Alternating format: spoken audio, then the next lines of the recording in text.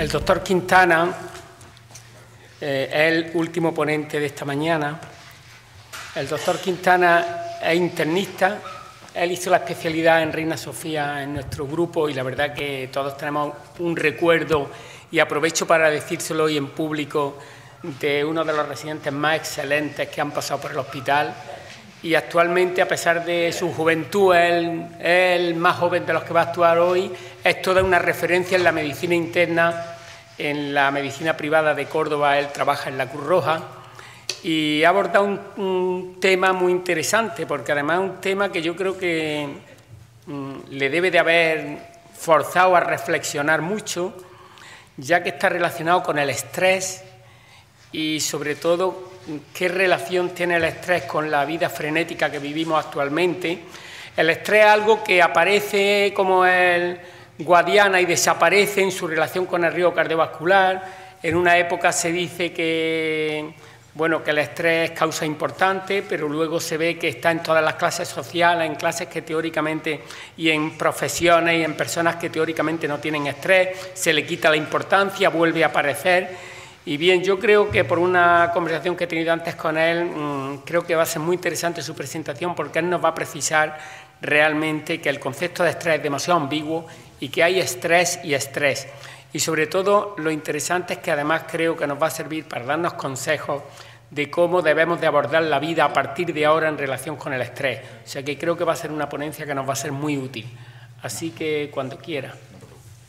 Pues muchas gracias, Paco, por tus palabras. Quiero agradecerle a Noelia, la verdad, la iniciativa, a Noelia Muñoz, que es la responsable de esta jornada. La verdad es que siempre que me invita Noelia me toca hablar después del doctor Castro, y la verdad es que deja el dintel bastante alto en lo referente al carácter ameno de su presentación. Yo intentaré. A mí me gusta empezar siempre la charla diciendo por qué estamos aquí, por qué un mes del corazón, ¿no? Y realmente la respuesta está clara, o debe estarlo. La enfermedad cardiovascular es la primera causa de muerte en España, ¿de acuerdo? Y esos son datos del Instituto Nacional de Estadística en los últimos análisis de los datos. Los varones se mueren más por cardiopatía isquémica, las mujeres lo hacen más por ictus, por enfermedad cerebrovascular, y por primera vez se analizan lo que son causas múltiples más frecuentes, que son, digamos, las comorbilidades que se asocian a la principal causa de muerte, y entre ellas siempre está presente factores de riesgo cardiovascular: la hipertensión arterial, la cardiopatía isquémica, la enfermedad renal, las enfermedades cerebrovasculares y la diabetes. Por lo tanto, tenemos una responsabilidad en el día de hoy de concienciar sobre el problema.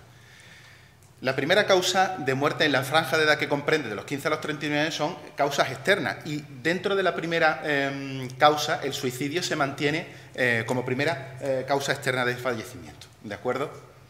Hay un dato curioso, y es que cuando Roland Kahn descubrió el primer antidepresivo de la historia, la imipramina, en los años 50 del siglo XX, pues esta casa comercial dudó si ponerla en el mercado, porque la depresión era tan rara que no pensaron que pudiera llegar a ser un medicamento rentable. Y hoy, solo en España, el consumo de antidepresivos en los últimos 15 años ha crecido un 200%, y es reflejo de una tendencia internacional. Aunque no es el tema realmente de la charla, pero me gustaría lanzar esta pregunta, ¿no? Que a lo mejor estamos confundiendo la tristeza normal con un trastorno psiquiátrico, como dicen muchos expertos, y a lo mejor estamos patologizando la vida cotidiana, ¿no? Pero ¿qué es esto del estrés, ¿no? Porque todos hablamos de ello, pero el estrés proviene de una palabra griega que significa provocar tensión, ¿no? Y es una respuesta orgánica, física o emocional, a toda demanda de cambio real. Y aquí viene el problema. No solo real, sino también imaginario. Uno puede desencadenar una respuesta al estrés en base a un estímulo irreal, para producir adaptación o tensión. Como decía Pitágoras, el estrés es necesario, porque si no, hoy día, como seres humanos, ni siquiera estaríamos aquí hablando de él. Es el pilar de la evolución de la humanidad como respuesta adaptativa. Y como decía el padre del estrés, en el año 1935, una respuesta fisiológica, psicológica, de comportamiento de un sujeto que busca adaptarse a presiones externas o internas, ¿no? Hay que diferenciar un poco la respuesta aguda y crónica al estrés. Quiero decir, cuando nosotros estamos sometidos a tensión, se desencadena en nuestro organismo la activación tanto del sistema nervioso autónomo, el sistema nervioso simpático, que favorece tanto en las terminaciones de la médula espinal como en la glándula suprarrenal la liberación de catecolamina, de adrenalina, de noradrenalina, que ahora veremos qué efecto tiene sobre el sistema cardiovascular. Y después, por otro lado, hay una parte del cerebro, que es el hipotálamo. El hipotálamo se activa en respuesta al estrés, actúa sobre una pequeña glandulita que está en la base del cerebro, que es la hipófisis, y en la hipófisis, concretamente en su porción anterior, libera una cosa que se llama ACTH. Y la ACTH actúa sobre la glándula suprarrenal, liberando la otra gran hormona del estrés, que es el cortisol. Bueno, pues, ¿qué respuesta o qué actividad tiene estos productos sobre? Pues aumenta la frecuencia cardíaca, aumenta la tensión arterial, todo eso favorecería el aumento del consumo por el oxígeno, aumenta el tono y la reactividad vascular, se producen otras circunstancias como aumento de la coagulabilidad de la sangre. Todo esto, en respuesta al estrés agudo, pues en otra época, en respuesta al estrés físico, por ejemplo, para preparar el organismo para una batalla o para preparar a un individuo para una situación de alerta, pues servía, ¿no? Eso favorecía que el músculo se llenara más de sangre, esto favorecía que si teníamos una herida durante la batalla se coagulara antes, ¿de acuerdo? Favorece la liberación de nutrientes desde el sitio donde están almacenados, aumentando la liberación de ácidos grasos libres. Todas esas cosas, en respuesta al estrés agudo, hacen que el organismo se prepare para una situación de alerta. ¿Cuál es el problema? El problema, y aquí viene, es cuando el estrés o cuando la respuesta al estrés se cronifica, cuando permanecemos en acción mucho tiempo, de tal modo que se agota nuestra reserva, ¿de acuerdo? El sistema neuroendocrino se torna ineficaz y desemboca en una fase de agotamiento. Y el estrés agudo, que es una situación que nos permite salvaguardar algunas situaciones, pues se convierte prácticamente en una enfermedad. El cortisol se vuelve tóxico para el cerebro. Evidentemente hay una activación del sistema cardiovascular constante, con una elevación de la tensión arterial, de la frecuencia cardíaca, hay un impacto negativo sobre el sistema inmune, etc. ¿De acuerdo? No se me ocurre un ejemplo mejor para definir la diferencia del impacto que guarda el estrés agudo y el estrés crónico que en el hombre de Neandertal. Yo no soy evidentemente un experto en esta materia, pero fijaos, el hombre de Neandertal en determinadas circunstancias tenía evidentemente que activar su respuesta al estrés, ¿no? Aquí estaba este hombre, aquí estaba su familia, le decía: José, el niño tiene hambre, tiene ganas de mamut, así que ponte las pilas. Y a este hombre pues se le empezaba a aflojar un poquito las piernas, empezaba a notar un aumento de la frecuencia cardíaca, se le ponía la boca seca y se iba a establecer una actitud que iba a favorecer su supervivencia a lo largo de la especie. Esto es un ejemplo de cómo el estrés agudo ha favorecido la conservación de la especie. Como decía Pitágoras antes, era el pilar de la evolución de la humanidad. Pues fijaos, esto es un estudio relativamente reciente del año 2016, donde se llegaba a la conclusión que la especie neandertal se extinguió por una combinación de factores entre los cuales estuvo el estrés causado por la llegada a la península ibérica del Homo sapiens, que era con quien entraría en competencia, ¿no? Por lo tanto, cómo una especie sobrevivía ante cosas tan duras como esta, en respuesta al estrés agudo, y cómo una especie no pudo sobrevivir como consecuencia del mantenimiento de la cronificación de esa respuesta, ¿no? Porque la verdad es que el estrés como forma de vida contemporánea está insertado en nuestras mentes, ¿no? Yo recuerdo siempre de pequeño una película que era Misterio de Salem's Lot. Yo cuando vi a este individuo, pues desde luego me pasé como un año sin poder dormir solo. Evidentemente, ya no solo se despertaba una respuesta en mí cuando veía la tele, ya la película esta no la volví a ver más, sino que cada vez que pensaba en eso, pues se me aceleraba la frecuencia cardíaca, se me secaba la boca, ¿de acuerdo? Hoy día, lo que quiero decir con esto es que las necesidades del hombre, y como decía antes Rafa, no han cambiado. Nosotros tenemos que seguir levantándonos por la mañana para ir a trabajar, para comer, para reproducirnos, pero hoy día el estrés ya no es físico. El estrés de hoy día es un estrés emocional y en muchos casos imaginario, ¿no? Y estos personajes de antaño que te preocupaban, pues hoy se llaman familia, hipoteca, dieta, trabajo, el problema con tu vecino, etcétera. Y ese es el problema que existe en la cronificación del estrés hoy día, ¿no? Fijaos que en la lista de acontecimientos vitales estresantes, teniendo en cuenta en el top 10 de la lista, pues probablemente donde lo menos estresante sean las vacaciones de Navidad, ¿de acuerdo? Probablemente por las discusiones con tu cuñado y la cosa más estresante como acontecimiento sea la pérdida de un ser querido, ¿no? Pero es verdad que el estrés, cuando se cronifica, genera una serie de signos y de síntomas que son muy frecuentes y que a veces nos hacen consultar con el médico. Yo tengo muchísimos casos en consulta de pacientes jóvenes, sanos, que tienen una sintomatología que probablemente suenen dolores de cabeza, dolores musculares, cansancio, aumento de la temperatura corporal, sudoración, molestias gastrointestinales, insomnio, disfunción eréctil, y todo eso muchas veces no está detrás de una enfermedad, sino del mantenimiento, de la cronificación del estrés de nuestra vida moderna. Y es verdad, como decía un médico que polemizaba en redes sociales, José Manuel Brea, que es un médico de familia de Vigo, decía: cada vez es más difícil explicarle al final que la vida no es una enfermedad. Y yo añadiría que a lo mejor no es una enfermedad, pero a lo mejor la vida como la concebimos hoy día es un factor de riesgo para contraer enfermedades, ¿no?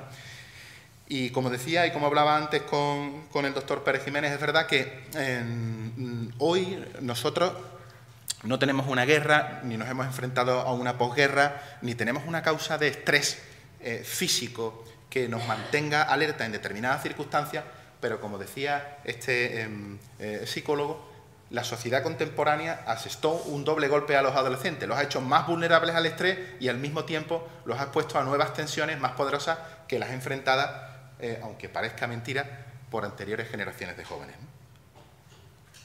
Y es verdad que hay una lista de enfermedades asociadas al estrés, ¿no? En las cuales muchas veces no se puede establecer un vínculo exacto, pero enfermedades cardiovasculares como la cardiopatía isquémica, la hipertensión arterial, el desarrollo de arritmias, la diabetes mellitus, pero no solo en el ámbito cardiovascular, sino también digestivo, ginecológico, dermatológico y otras muchas esferas del organismo, ¿de acuerdo? Algunos datos curiosos de la respuesta fisiológica al estrés. Muchas veces hablamos de me van a perdonar la expresión, de cagarse de miedo, pero probablemente sea más correcto decir mearse de miedo, porque durante la respuesta al miedo se produce la contracción del resto y sin embargo hay una relajación de la vejiga, ¿no? Y después, por otra parte, muchas veces cuando hablamos de estar estresados, hablamos de estar quemados, que es una analogía a lo que se llama el síndrome del burnout. Pero es verdad que, como decía antes, la liberación de la ACTH por la hipófisis, esa hormona se escinde de otra un poquito más grande, que se llama propiomelanocortina, y de esa surge una hormona que es la hormona estimulante de los melanocitos, ¿no? En la cual estimula la producción de melanina. Por lo tanto, estar estresado también es un poco quemarse. Y después, por otro lado, la prolactina. La prolactina es una hormona que se libera con el estrés. En muchas ocasiones vienen pacientes a la consulta preocupados porque en una analítica le ha salido la prolactina elevada. La prolactina elevada, cuando se obtiene de un pinchazo directo, el pinchazo es el estímulo suficiente como para producir una elevación, ¿no? Y hay que repetirla en unas condiciones estrictas para su interpretación. Y no es por eso los pacientes tienen un tumor en la glándula hipofisaria, ¿eh? Pero vamos, si queréis si queréis mearse de miedo, quemarse y liberar la prolactina de golpe, ahí os dejo una foto para que tengáis todo eso de repente. Ya hoy día prácticamente no se pone en entredicho la relación que existe entre el corazón y el cerebro, ¿verdad? Esta es Carrie Fisher. Carrie Fisher, todos las conocemos por su interpretación de la princesa Leia en la Guerra de las Galaxias. Murió el año pasado por un ataque al corazón. Por cierto, se bebía 2 litros de Coca-Cola al día. No sé si eso guardaría. Pues esta es su madre. Su madre era Debbie Reynolds. Debbie Reynolds la conocemos todos por su interpretación en Cantando bajo la lluvia. Debbie Reynolds murió al día siguiente preparando el funeral de su hija por un ictus, ¿no? Por lo tanto, guarda una relación que podemos interpretar desde toda la historia, desde el Antiguo Testamento, ¿de acuerdo? Cuando en el capítulo 5 de los Hechos de los Apóstoles se relata las críticas de Pedro que provocaron la muerte de Safira y Ananías, pero si tenemos en cuenta la relación entre el estrés y la enfermedad cardiovascular, si nos vamos, por ejemplo, a los terremotos de Atenas en el 81, o Los Ángeles, o en Yogo, los registros de mortalidad aumentaron entre 2 y 5 veces posteriormente la causa de muerte cardiovascular no traumática. Del mismo modo, después de los atentados de la Torre Gemela, se produjo un incremento en el número de disparos de desfibriladores cardíacos, que son unos marcapasos que utiliza la población para restablecer el ritmo normal del corazón cuando se desata una arritmia maligna, ¿no? Y del mismo modo se vio que los pacientes que eran más irascibles, el DAI descargaba un 15% más frente a aquellos pacientes que no tenían ira, ¿no? O seguir con ejemplo, el huracán Sandy en el 2012 aumentó el número de infartos en Nueva Jersey un 23% y la mortalidad a 30 días por causa cardiovascular un 28%, ¿no? O en Grecia durante el periodo de la crisis hubo un aumento de la incidencia de infartos de miocardio del 44%. O por poner un ejemplo, hay una relación, de hecho hay una entidad que es indistinguible del infarto de miocardio que se desencadena por el estrés y que produce una disfunción en el ventrículo izquierdo en ausencia de lesiones coronarias obstructivas y que se llama miocardiopatía de estrés o Takotsubo porque se hace una analogía entre el ánfora japonesa para cazar el pulpo y la morfología que adopta el miocardio. Y después, por otro lado, se ha visto incluso que los pacientes que después de sufrir un infarto se someten, o las técnicas, digamos, de disminución del estrés durante la rehabilitación cardíaca, pues se disminuye el riesgo muchísimo más, ¿no? En cualquier caso, hay un estudio reciente que evaluó la relación entre padecer estrés crónico y la enfermedad cardiovascular. Este estudio es del año 2017 y ahí lo que se hizo fue evaluar imágenes de escáneres de PET, ¿de acuerdo? Para relacionar, por así decirlo, la actividad metabólica en un área del cerebro que está muy relacionada con el estrés y con el miedo, que es la amígdala, con la actividad vascular, con la actividad metabólica en las paredes de la aorta y en el tuétano del hueso, ¿de acuerdo? Y ahí se pudo ver que los pacientes que sufrieron un evento cardiovascular durante el seguimiento, pues tenían mayor actividad metabólica en estas regiones, ¿no? Se planteó la posibilidad de que la amígdala, cuando se activa, produce un efecto sobre el tuétano del hueso, favoreciendo la liberación de glóbulos blancos que liberan unas proteínas inflamatorias que se llaman citoquinas, que pueden incluso inflamar la pared arterial en el desarrollo de la arteriosclerosis, cerrando los vasos, ¿no? Por lo tanto, no cabe el menor género de duda de que el estrés crónico, que es el estrés malo, el estrés agudo es el que nos permite solventar determinadas situaciones, el que nos permite hacer un examen, el que nos permite enfrentarnos al día a día. El estrés crónico se relaciona con la enfermedad cardiovascular. Y la gran pregunta, todo esto está muy bien, pero bueno, ¿y qué hacemos para combatir el estrés en el día a día? La estrategia para combatir el estrés en el día a día requiere constancia, entrenamiento y firmeza. No es una cosa que nosotros vayamos a decir, a partir del lunes ya no voy a partir del lunes no me van a afectar las cosas, ¿no? Evidentemente hay una serie de consejos que nos debemos plantear como obligatorio, de la misma forma que nos planteamos como obligatorio ir a trabajar o cuidar de nuestra familia o... básicamente se resume en una cosa, que es quererse mucho a sí mismo, que es una cosa que una asignatura pendiente que tenemos todos en nuestra vida diaria, ¿no? Y una de las recomendaciones que se establece es romper la rutina durante la semana. A veces salir con los amigos, con la pareja, ¿de acuerdo? En otras ocasiones aprovechar el fin de semana para cambiar de ritmo, para olvidarse de la rutina semanal. Escuchar música, algo tan simple como escuchar música unos minutos al día puede ayudarnos, o concentrarnos en nuestra propia respiración, ¿de acuerdo? Ser flexible con las metas que tenemos, con nuestros propios objetivos, aprender a decir no, que esa es otra gran asignatura pendiente que tenemos en nuestra vida diaria, ¿de acuerdo? O preparar el día antes desde la noche, o levantarse 15 minutos antes en la mañana para tener más tiempo para preparar el día. Y sobre todo una cosa que es muy importante, que es pasar algo de tiempo con uno mismo, ¿eh? Y esto son cosas que son bastante difíciles de llevar a cabo. Es más fácil tomarse una pastilla, utilizar medidas farmacológicas para combatir el estrés, como los beta-bloqueantes o los hipnóticos, las benzodiazepinas, pero como ya vimos antes, evidentemente probablemente no sea lo más idóneo, ¿no? Como decía Virgilio en las Geórgicas, sed fugit in deteria, fugit irreparabili tempus, pero es fugaz el tiempo. El tiempo se escapa entre las manos, es lo que decía. Si un problema tiene solución, que es lo que dice el Dalai Lama, pues ¿para qué preocuparse? Y si tiene solución, pues ¿para qué preocuparse también? Puede ser una buena filosofía, ¿no? Carpe diem, que decía el poeta romano Horacio en las Odas, quam minimum credula postero, aprovecha el día, ¿no? Porque solo existen 2 días en el año en el que uno no puede hacer nada. Uno se llama ayer y el otro mañana. Por lo tanto, hoy es el día ideal para amar, para crecer, hacer y principalmente para vivir.